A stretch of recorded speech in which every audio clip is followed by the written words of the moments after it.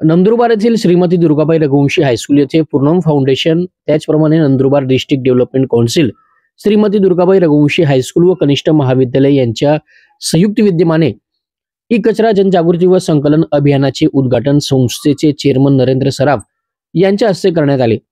या प्रसंगी व्यासपीठावर संस्थेचे सचिव प्रशांत पाठक, कार्यकारिणी सदस्य अशोक टेंबेकर, मुख्याध्यापक पंकज पाठक, उपप्राचार्य मोहन अहिराव, उपमुख्याध्यापक श्रीराम मोडक, पर्यवेक्षक हेमंत खैरनार आदी उपस्थित होते।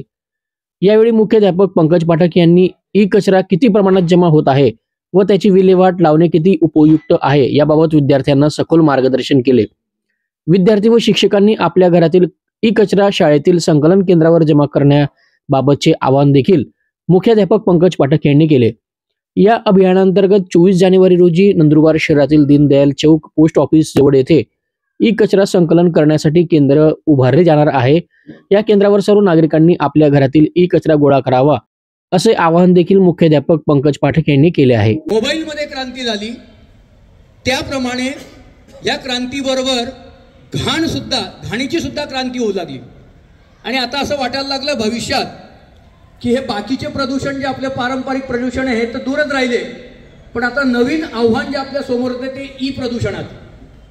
आज जर आपण बघितलं भारत देशामध्ये जवळजवळ 1 कोटी टन हा ई कचरा साठलेला आहे। 1 कोटी टन। मित्रांनो विचार करा, 1 टन म्हणजे 1000 किलो।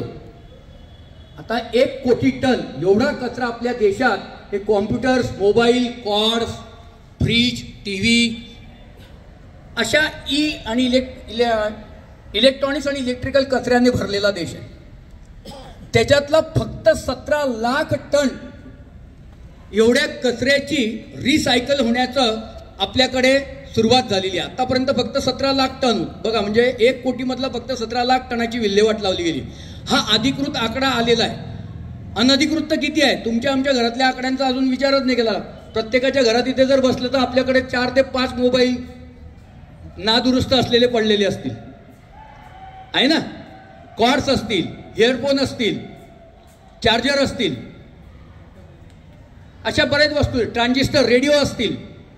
दुरुस्त करू, पाहू, रद्दीवाला येईल, भंगारवाला येईल, मला त्याच्यातनं 10 रुपये मिळाले तरी मला वा छान झालं, घरच्या त्या गृहिणीला आनंद होतो, मी भंगारमधनं 50 रुपये आज मिळवले, ते मला कुठे भाजीपाल्याला कामात येईल, अशी आपली भारतीय मानसिकता तयार झालेली आहे।